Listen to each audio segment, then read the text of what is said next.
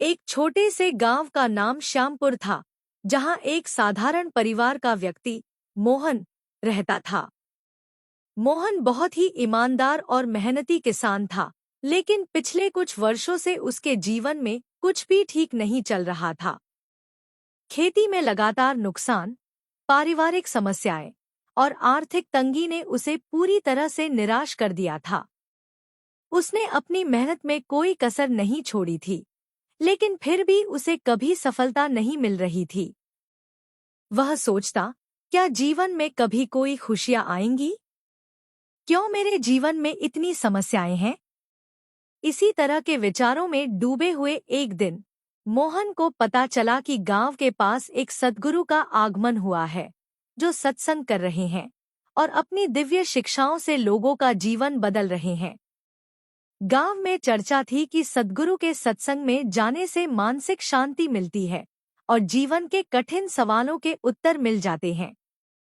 मोहन ने पहले कभी सत्संग में हिस्सा नहीं लिया था, लेकिन इस बार उसने सोचा, शायद सद्गुरु के पास मेरे जीवन की समस्याओं का हल हो। वह अपने काम छोड़कर अगले ही दिन सत्संग में शामिल होने का निश्चय कर लेता है।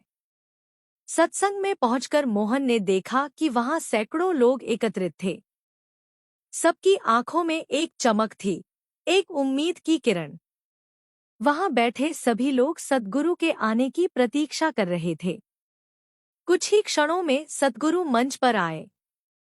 उनकी आंखों में एक गहरी शांति और चेहरे पर एक अलौकिक मुस्कान थी।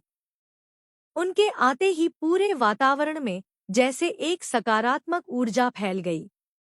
लोग पूरी श्रद्धा से उनका स्वागत कर रहे थे। सद्गुरु ने अपने वचनों की शुरुआत इस बात से की कि प्रत्येक व्यक्ति के जीवन में दुख और सुख दोनों का अपना महत्व है। दुख हमें सिखाते हैं कि हम अपने भीतर झांकें, अपनी कमजोरियों को समझें और अपने आत्मविश्वास को बढ़ाएं। हमारे जीवन की हर घटना हमें कुछ सिखाने आती है। मोहन ने बड़े ध्यान से सद्गुरु के वचनों को सुना। सद्गुरु ने कहा, हम अपने जीवन की समस्याओं को अक्सर बाहर के कारणों पर थोपते हैं, लेकिन वास्तविकता यह है कि समस्याओं का हल हमारे भीतर है। जब हम खुद को बदलने का प्रयास करते हैं, तो धीरे धीरे हमारे बाहर की दुनिया भी बदलने लगती है। अगर हम खुद को, अपने विचारों को, अपने दृष्टिकोण को बदल लें, तो परिस्थितियां भी हमारे अनुकूल होने लगती हैं। सद्गुरु के वचनों ने मोहन के हृदय में गहरी छाप छोड़ी। उसे महसूस हुआ कि अब तक उसने अपने दुखों का कारण दूसरों को समझा था, लेकिन आज उसे पता चला कि शायद वह खुद ही अपनी समस्याओं का कारण है।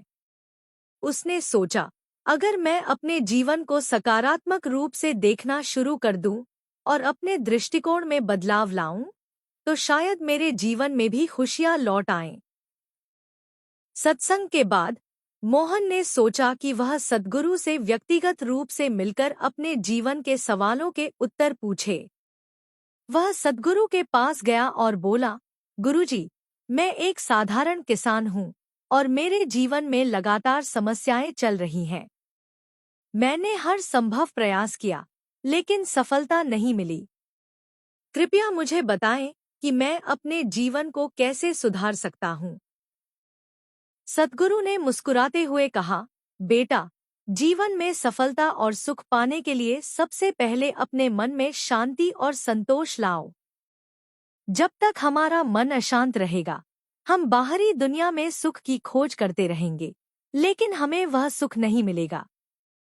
मन को शांत करने का सबसे सरल तरीका है ध्यान और आत्मचिंतन। सद्गुरु ने मोहन को ध्यान करने की विधि सिखाई और कहा, रोज कुछ समय के लिए अकेले बैठकर अपने भीतर झांकने का अभ्यास करो। अपने विचारों को शांत करो और अपने भीतर की आवाज को सुनो। धीरे धीरे तुम्हें अपने जीवन के हर सवाल का उत्तर मिल जाएगा। मोहन ने सद्गुरु के बताए गए निर्देशों को पूरी निष्ठा से अपनाया। वह रोज सुबह उठकर ध्यान करने लगा और सद्गुरु के वचनों को जीवन में उतारने की कोशिश करने लगा। उसने अपनी सोच को सकारात्मक बना लिया और हर परिस्थिति में शांति बनाए रखने का अभ्यास किया। धीरे धीरे उसने